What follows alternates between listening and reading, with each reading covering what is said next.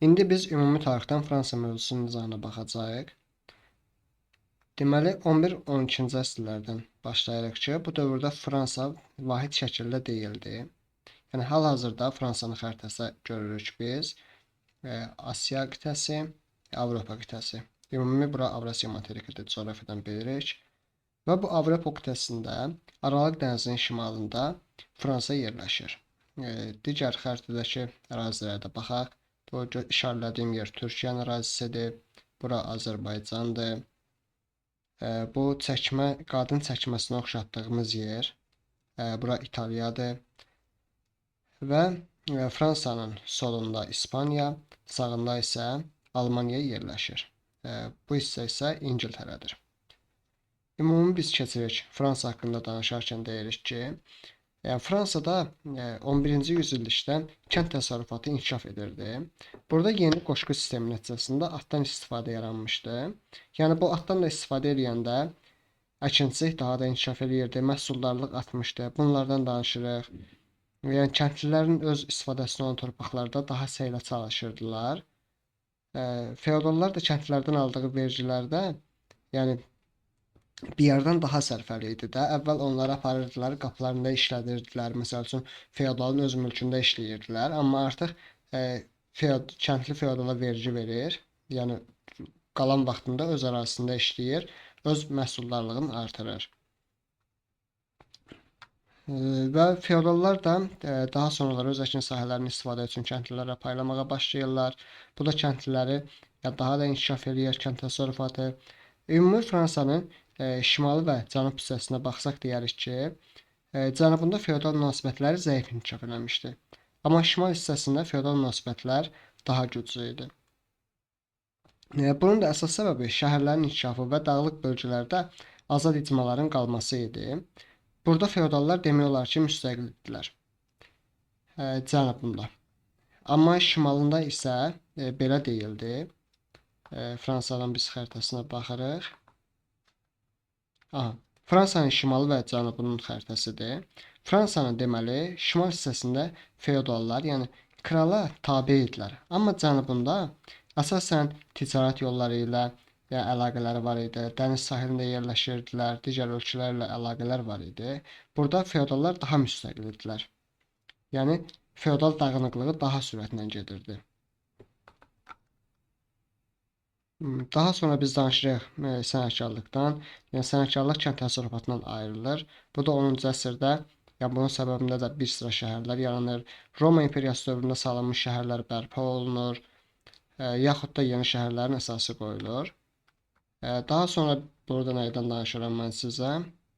Cənubu və şimalında dedik ki, feodal münasibətlər fərqli idisə, artıq feodallar da, yəni şəhərlərin inkişafı da fərqli olmalı idi. Ölkənin cənubunda şəhərlərin yaranması inkişafı, bayaq dediyim kimi, xarici ticarət əlaqələrinin genişlənməsi ilə bağlı olurdu. Amma şimalında isə, Fransanın şimalında isə bu hissə, yəni Fransanın göstərdiyim yerdən aşağı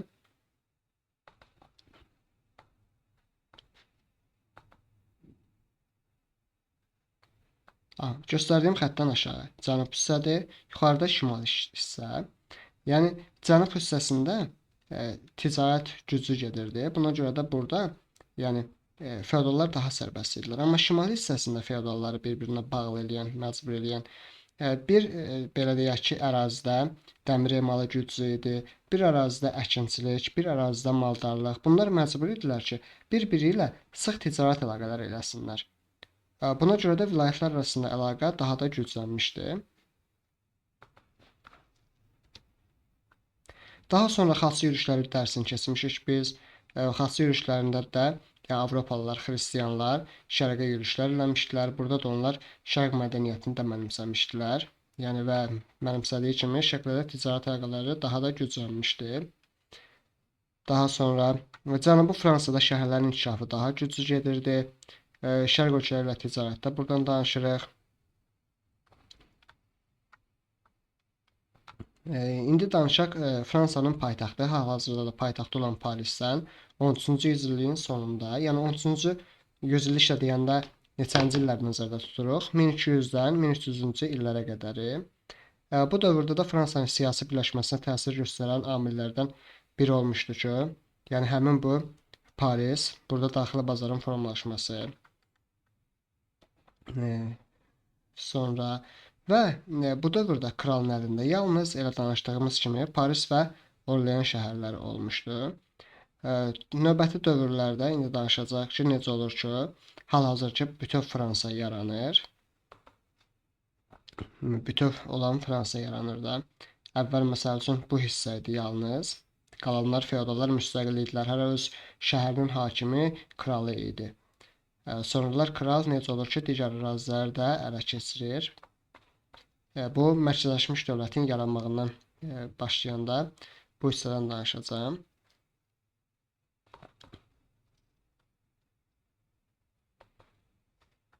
Deməli, mərkəzləşmiş dövlətin yaranmağa başlaması 11-13-cü yüzilliklərdə Fransada şəhərlər inkişaf etdi. Az öncə danışdığımız kimi, mərkəzləşmə siyasəti əvvəlcə ölkənin şimalından başlandı. Niyə şimalından başlandı? Çünki kral mülkü həmin bu şimal ərazilərdə idi də. Yəni burada vilayətlər bir-birinə sıx bağlı idi deyə buranı əldə saxlamaq, birləşdirmək daha asan olardı da. Çünki cənubda vilayətlər daha müstəqildirlər. Onların bir-birinə çox da ehtiyacı yoxdur. Amma şimalda bir-birinə ehtiyacları da var. Və bu kimi amillər də yəni onun şimalda daha tez mərkəzləşməyə təsir göstərirdi. Yəni ümumi mərkəzləşmiş dövlət deyəndə nə başa düşürük? Ondan danışaq. Fikir verin, bayaq da dedim. Bir var ki, bütöv şəkildə bunlar hamısı birləşsin, kral nəzarət eləsin bütün bunlara, vergi hamısı dövlətə gəlsin, dövlət özü büdcəni idarə eləsin. Bir də var ki, bunlar arası balaca bir dövlət kimi fəaliyyət göstərsinlər, başqa dövlətlərlə müharibə eləsinlər, zəifləsinlər. Bunların həm kəndlilərinə, həm sənətkarlara, həm feodallara mənfi təsir göstərəcəkdi və şəhərlər də inkişaf edə bilməyəcəkdi. Başqa ölkələrin tərkibinə keçəsiydilər. Buna görə, amma mərkəzləşmiş dövlət olduqda isə dövlət daha da güclü olur, digər dövlətlərə qarşı mübarizə də apara bilir. Və bu mərkəzləşməkdə biz danışırıq Tulza qraflığının birləşməyindən 13-cü yüzilliyin əvvəllərində Cənubi ərazilərində yəni kral hakimiyyəti altında birləşməyə başlandı. Burada tezliklə Tulza qraflığı birləşdi. Krala tabe edilən ərazilərin genişlənməsi onların mərkəzləşdən idarə olunmasını zəruri edirdi. Bu ərazilər kral tərəfindən təyin edilən məmurlar tərəfindən idarə olunurdu. Hakimiyyətin güclənməsi üçün bir sıra islahatlar aparıldı. Bunu əlbəttə edən kral idi ki, hakimiyyət güclənsin, kralın sözü bütün ərazilərə keçsin.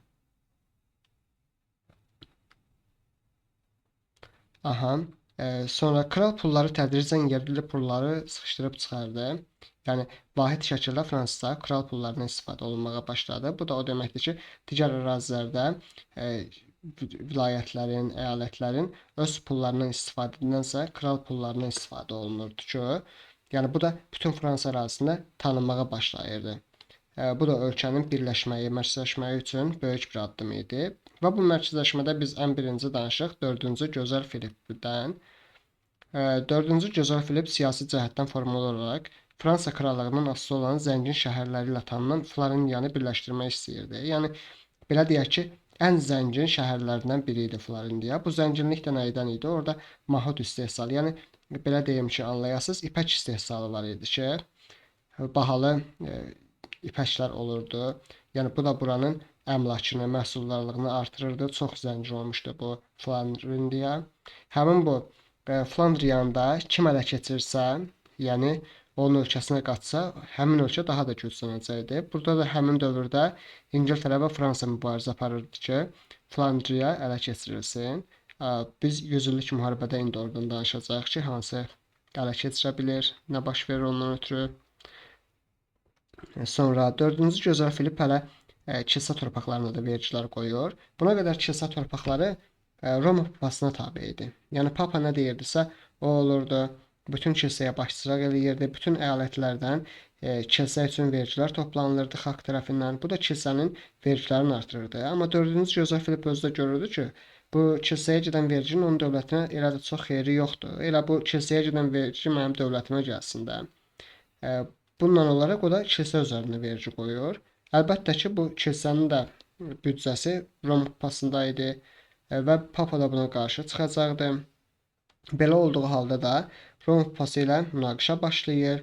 Papaya qarşı mübarizədə ölkənin bütün təbəqələrinin dəstəyini qazanmaq üçün 1302-ci ildə Baş Ştatlar adlanan məclis çağırır. Yəni bu məclis o deməkdir ki, elə bilin ki, daha əvvəlki dövrlərdə biz keçmişikdə Ağsaqqallar Şurası, yaxud Azərbaycanda deputatlar, Milli Məclis, yəni ölkə üçün qərarlar verən insanlar da bir qrup şəxslər çağırır ki, ölkə üçün birlikdə qərarlar alsınlar. Burada da bütün təbəqələrin dəstəyini qazanmaq istəyir də. Yəni çox da ayrı seçkilik eləmir ki, ancaq varlılar olsun. Kasıb orta təbəqənin nümayəndələri də orada iştirak edir ki, yəni onların da 4-cü Filippə inamı olsun ki, bu bütün təbəqələri düşünür. Ona görə də bütün təbəqələr onunla birlikdə papaya qarşı çıxsınlar. Belə də olur. Fransa kralı Roma papasını özündən asılı vəziyyətə salır bu münaqişənin sonunda. Bundan sonra da artıq buna papaya çox müqəddəsləşdirmişlər Avropa ölkələrində. Amma artıq bundan sonra digər dövlətlər də yəni görürlər ki, papanın elə də hökmü yoxdur. Bunu 4-cü Jozef Filip Fransada elədisə, biz də öz ölkəmizdə edə bilərik.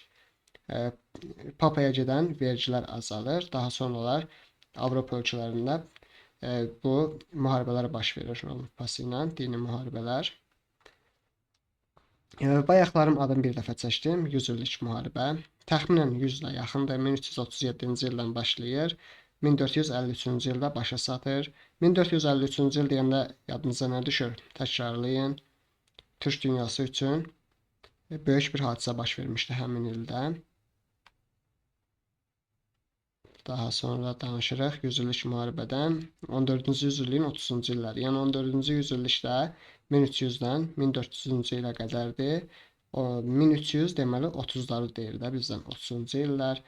Ən dəqiq 37-ci ildə müharibə başlayır. Bu müharibədə səbəb o idi ki, İngiltərə kralı taxt-tac iddiasındaydı ki, Fransada, yəni Fransa krallığı da bizimdir. Çünki özünü onların varisi sayırdı. Burada da yazıb İngiltərə kralının Fransa taxtına iddiası müharibənin başlaması üçün bəhanə oldu. Amma ən əsas səbəb də bundan əvvəl də danışdığımız kimi bu bəzi torpaqlar var idi ki, İngiltərənin hakimiyyətində idi. Bu torpaqlar Fransaya birləşir. Cənubunda olan torpaqlara da İngiltərənin iddiası var idi, cənub-qərbində. Buna görə də bu 100 illik müharibə başlayır. Müharibənin başlanğıcında Fransa ordusu daha böyük idi. Yəni daha çox idi sayca. Biz bunu burada da görərik ki, bir var ki, yəni İngiltərə özü məsəl üçün Fransanın da şimalda yerləşir. Onun ordusu dənizlə gəlməli idi. Və bu əlində olan ərazilərdə də onun ordusunun olmağına baxmayaraq ordu sayı az idi. Amma İngiltərə rabitəni düzgün qurmuşdu. Ordular hamısı məqsədi bir yerdə idi, dağınıq vuruşmurdular. Amma Fransada dağınıq şəkildə vuruşurdular ilk vaxtlar. Ona görə də müharibələrin əvvəllərində onlar uduzurlar. 1346-cı ildə Xerxes döyüşü olur. Onu yazıb yadınızda saxlaya bilərsiniz. Burada kitabda yoxdur. 46-da Xerxes döyüşü olur və 1356-cı ildə Poitiers döyüşü. Hər ikisində Fransa ordusu məğlub olur.